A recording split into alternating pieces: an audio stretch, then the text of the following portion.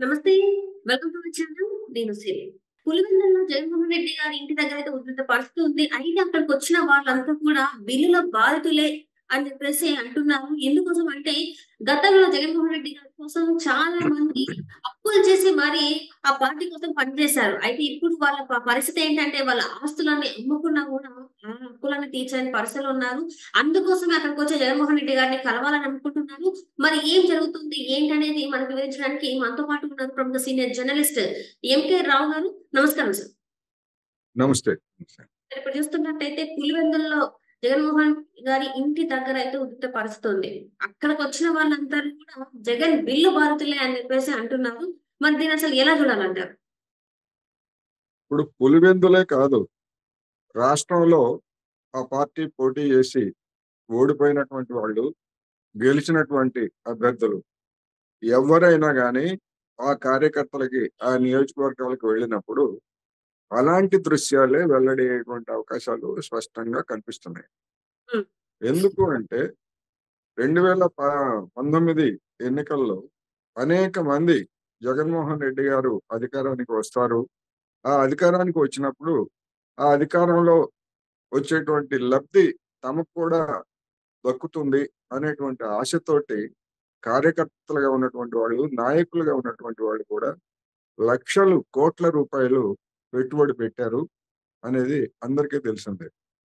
ఉదాహరణకి నర్సాపురం ఎంపీ రఘురామకృష్ణరాజు గారు, ఆయన కొన్ని వందల కోట్ల రూపాయలు ముందు మీరు పెట్టండి, తర్వాత నేను మీకు సర్దుబాటు చేస్తానని చెప్పేసి జగన్మోహన్ రెడ్డి గారు చెప్పారని, ఆ మేరకు ఆయన తనకున్నటువంటి వనరుల ద్వారా కొన్ని వందల కోట్ల రూపాయలు రఘురామకృష్ణరాజు గారు పెట్టుబడి పెట్టారని, హ్మ్. ఆ తరువాత ఎన్నికలైపోయి అంతా గెలిచిన తర్వాత ఆ డబ్బు గురించి అడిగితే ఆయన మీ మీ సంగతి మీరు చూసుకోండి అని చెప్పేసి ఆయనతోటి జగన్మోహన్ రెడ్డి గారు లేదా వైసీపీ నాయకులు వివాదపడ్డారని, ఆ వివాదం కారణంగానే రఘురామకృష్ణరాజు గారు వైసీపీకి దూరం అయ్యారనేటువంటి కథనాలు గతంలోనే వచ్చాయి. హ్మ్. అటువంటి అన్ని కూడా ఆ విధంగా అనేక ప్రాంతాల్లో, నియోజకవర్గాల స్థాయిలో లేదా గ్రామ స్థాయిలో కూడా లక్షలు ఖర్చు పెట్టినటువంటి వాళ్ళు స్వయంగా నాకు కూడా తెలుసు. మా బంధువులు కూడా కొంతమంది ఆ విధంగా ఖర్చు పెట్టారు. ఇప్పుడు అంటే గడిచినటువంటి 5 సంవత్సరాల్లో వాళ్ళకి ఆ విధంగా ఖర్చు పెట్టినటువంటి వాళ్ళు అనేక మంది మనకు అధికారం వచ్చింది కదా అని చెప్పేసి పరువు పోయి, డబ్బు పోయి, డబ్బు రాక కొంతమంది మౌనంగా ఉండిపోయినటువంటి వాళ్ళు కూడా ఉన్నారు. కానీ ఇప్పటికొచ్చేసరికి డబ్బు పోయింది. డబ్బు పోయే శని బట్టే అన్నట్టుగా జగన్మోహన్ రెడ్డి గారికి, వైసీపీకి అధికారం పోయింది.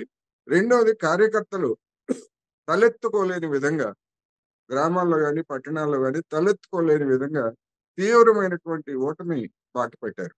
హ్మ్. అందువలన పెట్టుబడి పెట్టినటువంటి వాళ్ళు పులివెందులు కావచ్చు, లేకపోతే ఇంకోటి చోట కావచ్చు. ముందు మీరు ఖర్చు పెట్టండి. తర్వాత ఎన్నికలు అయిపోయిన తర్వాత చూసుకుందాం అని చెప్పేసి అనేక మంది చెప్తారు. అందులో జగన్మోహన్ రెడ్డి గారు కూడా ఆయన కూడా అట్లాగే చెప్పుండొచ్చు. అందుకనే మరి ఎన్నికలయిపోయాయి. మీరు గెలిచారు. పార్టీ ఓడిపోయింది. మా సంగతి ఏమిటని చెప్పేసి పులివెందులకి జనం ఆ విధంగా పెట్టుబడి పెట్టినటువంటి వాళ్ళందరూ వచ్చారు. వాళ్ళ వాళ్ళని సరిగ్గా ఆదరించగా, లేకపోతే వాళ్ళకి సంతృప్తికరమైనటువంటి సమాధానాలు చెప్పని కారణంగానే పులివెందుల్లో జరిగినటువంటి ఘటనలు. అందువలన రాబోయేటువంటి రోజుల్లో ఈ ఓడిపోయినటువంటి అభ్యర్థులు గాని, గెలిచినటువంటి అభ్యర్థులు గాని కార్యకర్తలకి ఇవ్వాల్సినటువంటి బిల్లులు లేదా వాళ్ళ పెట్టుబడి ఇటువంటివి కనుక ఇవ్వకపోయేట్లయితే ప్రతి నియోజకవర్గంలో కూడా ఇవే దృశ్యాలు రాబోయే రోజుల్లో ఎదురైనా కూడా ఆశ్చర్యం లేదు. హ్మ్. ఎందుకంటే అధికారం ఉన్నప్పుడు ఒక పద్ధతి, అధికారం లేనప్పుడు ఒక పద్ధతి అనేది మనం గమనించాలి. అంటే ఇక్కడ చూస్తున్నట్టయితే చాలా వరకి ఇప్పుడు కొంతమంది పులివెందుల నుంచి వచ్చిన వాళ్ళే కనిపిస్తున్నారు సార్. ఇంకా కడపలో ఎవరెవరైతే ఉన్నారో వాళ్ళు కూడా వచ్చే పరిస్థితి ఉంది అని చెప్పేసి కూడా వస్తున్నాయి మరి వార్తలు. సో వీళ్ళందరికీ అసలు జగన్మోహన్ రెడ్డి గారు ఏం సమాధానం చెప్తారు? ఇంకొకటి ఏంటంటే ఇప్పటివరకు వచ్చిన వాళ్ళలో కొంతమంది సెలెక్టివ్ పీపుల్‌ని అంటే కొంతమందిని మాత్రమే కలుస్తున్నారు జగన్మోహన్ రెడ్డి గారు. అందరిని కలవట్లేదు. మేమొచ్చిందే మా బిల్లుల పరిస్థితి ఏంటి? మరి మాకు ఇచ్చేదుందా లేదా? మరి ఇంత ఖర్చు చేశాం మేము. మా పరిస్థితి ఏందని అడగడానికే వచ్చామని చెప్పేసి వాళ్ళైతే చెప్తున్నారు. మరి జగన్మోహన్ రెడ్డి గారు మరి వీళ్ళని ఏం చేయబోయే అవకాశం ఉంది సార్? ఇప్పుడు జగన్మోహన్ రెడ్డి గారు సెలెక్టివ్ గా కొంతమందినే కలవడం అనేటువంటిది నిన్న పులివెందుల్లో స్టార్ట్ కాలేదు. గడిచినటువంటి 5 సంవత్సరాల్లో ఆయన చరిత్ర చూసినప్పుడు తాడేపల్లి ప్యాలెస్ లో కానివ్వండి, లేకపోతే ఎక్కడైనా జిల్లాలకు పర్యటనకు వెళ్ళినప్పుడు కొంతమందిని మాత్రమే ఆయన కలుస్తారు తప్ప అందరికీ ఎమ్మెల్యేలు మంత్రులకు కూడా ఆయన అవకాశం మాట్లాడటానికి లేదా స్వేచ్ఛగా అభిప్రాయాలు చెప్పడానికి అవకాశం ఇవ్వలేదు అనేటువంటిది ఇప్పుడు అందరూ చెప్తున్నారు కదా, ఓడిపోయినటువంటి వాళ్ళు. ఆయన వైఖరి కారణంగానే ఇదంతా జరిగిందని. అందువలన సామాన్య కార్యకర్తలను దగ్గరకు రానివ్వకపోవడం అనేటువంటిది ఆశ్చర్యం కలిగించట్లేదు. ఆయన ఆయన స్వభావం అది. ఎందుకంటే ఆయన జనం జనం నుంచి వచ్చేటువంటి ప్రశ్నలకి ఆయన సమాధానం చెప్పే స్థితిలో లేరు. రెండోది రెండోది ఈ పెట్టుబడి పెట్టినటువంటి వాళ్ళు వీళ్ళందరికీ ఎక్కడ రికార్డులు ఏమి ఉండవు కదా. అన్అఫీషియల్ గా పెట్టుబడి పెట్టుబడి పెడతారు తప్ప ఎక్కడ రికార్డులు ఉండవు. ఆ రికార్డులు లేనటువంటి వాళ్ళకి ఎంతమంది కనిస్తారు, ఎంతనికి ఇస్తారు? ఇప్పుడు ఉదాహరణకి నేను ఒక 10 లక్షలు పెట్టాను, 10 కాదు నేను 50 లక్షలు పెట్టానని నువ్వు నాకు ఇవ్వాలని చెప్పేసి అడిగాను అనుకోండి, 50 లక్షలు ఇస్తారా? ఎక్కడి నుంచి తెచ్చిస్తారు? ఎవరి జేబులోంచి ఇస్తారు? ఇటువంటి ప్రశ్నలు అన్నీ వస్తాయి కనుక నేను అనుకోవడం ఆ విధంగా పెట్టుబడి పెట్టినటువంటి వాళ్ళందరూ కూడా తిరుపతి తిరుమల దేవస్థానంలో హుండీలో వేసినటువంటి సొమ్ముగా భావించాలి తప్ప అటువంటి వాళ్ళకి ఒక్క పైసా కూడా వస్తుంది అనేటువంటి నమ్మకం నాకైతే లేదు. లేదు, జగన్ జగన్మోహన్ రెడ్డి గారు తన కార్యకర్తల్ని లేదా తన కార్యకర్తల్లో ఉన్నటువంటి విశ్వాసాన్ని పోగొట్టుకోకుండా ఉండాలంటే తన ఆస్తిపాస్తులకి ఆయనకు వేల కోట్ల రూపాయలు సంపదలు ఉన్నాయి కదా, అందులోంచి ఏమైనా ఇచ్చేట్లయితే అప్పుడు అది వేరుగా ఉంటది. అది ఇస్తారా లేదా అనేటువంటిది మనం చూడాలి. రైట్. అయితే ఇప్పుడు కొంతమంది ఏంటంటే ఎవరైతే అప్పులు చేశారో, ఆ అప్పులు చేసిన పత్రాలు పట్టుకొని క్యూలో నిలబడిన పరిస్థితి సార్. మరి ఆ పత్రాలు చూసైనా మరి జగన్మోహన్ రెడ్డి గారు చెల్లించే అవకాశం ఉందంటారా? లేదంటారా? ఎందుకంటే వాళ్ళు చెప్పేది ఒకటే మాట.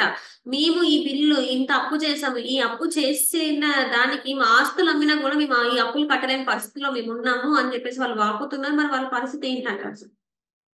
అప్పులు చేసిన వాళ్ళే కాదు, జగన్మోహన్ రెడ్డి గారు లేదా ఆయన చుట్టూతో ఉన్నటువంటి కోటరీ కొన్ని ఈ సర్వే సంస్థలు ఇచ్చినటువంటి నివేదికల ఆధారంగా కోట్ల రూపాయలు జోదంగా పెట్టారు జగన్మోహన్ రెడ్డి గారు గెలుస్తారు అనేటువంటి విశ్వాసంతో.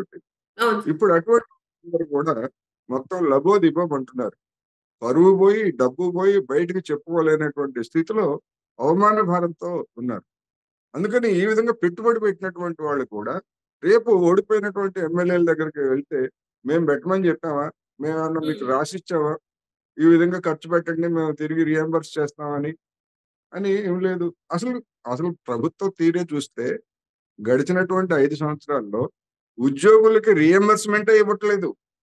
ఉద్యోగులకి ఆసుపత్రులకో లేదా మరొకటి అయ్యేటువంటి ఖర్చులకి అయినటువంటి ఖర్చుని రియంబర్స్మెంటే ఇవ్వట్లేదు. అటువంటిది అన్అఫీషియల్ గా పెట్టినటువంటి పార్టీ కార్యకర్తలు పెట్టినటువంటి పెట్టుబడులకు కానివ్వండి లేదా అప్పులకు కానివ్వండి పార్టీ బాధ్యత తీసుకుంటుంది అని అయితే నాకైతే నమ్మకం లేదు. లేదు, నా నమ్మకానికి భిన్నంగా జగన్మోహన్ రెడ్డి గారు నేను ముందే చెప్పినట్టుగా ఆయన ఆస్తుల్ని కొన్ని అమ్మి అటువంటి పరిస్థితుల్లో కనుక కార్యకర్తలను ఆదుకునేట్లయితే అది అది వేరుగా ఉంటుంది. అలా చేస్తారా లేదా అనేటువంటిది ఒక $1 మిలియన్ ప్రశ్న. రైట్. అట్లనే చూస్తున్నట్టయితే సార్ ఇప్పుడు ఏదైతే కడప జిల్లాలో వైసీపీ క్యాడర్ కి 2-3 కోట్ల రూపాయల బిల్లులు పెండింగ్ ఉన్నాయని కూడా మరి వార్తలు వస్తున్నాయి సార్. మరి అది ఎలా అంటారు? అది కూడా అంతే. ఇప్పుడు గతంలో చూసాం మనం. ఆశ్రితులుగా ఉన్నటువంటి వాళ్ళకి గతంలో తెలుగుదేశం కూడా అదే పొరపాటు చేసింది. తనకి మద్దతుదారులుగా ఉన్నటువంటి వాళ్ళకి, తనకు అభిమానులుగా ఉన్నటువంటి వాళ్ళకి అనేక కాంట్రాక్టులు ఇచ్చింది. అధికారం కోల్పోగానే ఇదే జగన్మోహన్ రెడ్డి గారు ముఖ్యమంత్రిగా ఉండగా ఆ బిల్లులు ఏవి కూడా చెల్లించకుండా, సకాలంలో చెల్లించకుండా, లేకపోతే సంవత్సరాల తరబడి తిప్పి కొర్రీలు వేసి ఇబ్బంది పెట్టినటువంటిది మనకు తెలుసు, అందరికీ తెలుసు. అప్పుడు అనేక మంది ఆ విధమైనటువంటి విమర్శలే చేశారు. ఇప్పుడు అదే పరిస్థితి జగన్మోహన్ రెడ్డి గారు లేదా వైసీపీ ఆశ్రితులుగా ఉన్నటువంటి వాళ్ళు కాంట్రాక్టర్లు, చిన్నవాళ్ళు కావచ్చు, పెద్దవాళ్ళు కావచ్చు, ఎవరైనా కానీ ఉండేట్లయితే వాళ్ళకు కూడా రాబోయేటువంటి రోజుల్లో అదే పరిస్థితి కాబోతా ఉంది. ఎందుకు అంటే ఒకవేళ ఇవ్వాలన్నా కానీ ప్రభుత్వం దగ్గర డబ్బులు లేవు. అది మనం తెలంగాణలో కూడా చూసాం. అనేక మంది కాంట్రాక్టర్లకి ఇప్పటికీ రేవంత్ రెడ్డి సర్కార్ వచ్చి 6 నెలలు గడిచినా గానీ ఇప్పటికీ ఆ బిల్లులు చెల్లింపు పాత ప్రభుత్వ హయాంలో చేసినటువంటి పనులకు బిల్లులు చెల్లింపు ఇంతవరకు చేయలేదు. ఎప్పుడు చేస్తారో కూడా తెలియదు. అటువంటిది రాజకీయ కక్షలు ఎక్కువగా ఉన్నటువంటి ఆంధ్రప్రదేశ్ లో వైసీపీ కాంట్రాక్టర్లుగా లేదా వైసీపీ అభిమానులుగా ముద్రపడినటువంటి వాళ్ళ పట్ల తెలుగుదేశం ప్రభుత్వం డెఫినెట్ గా రెడ్ బుక్ అని చెప్పారు కదా, ఆ రెడ్ బుక్ లో ఉన్నటువంటి దాని ప్రకారం అమలు జరిపిన దానికే ఎక్కువ అవకాశాలు ఉన్నాయి.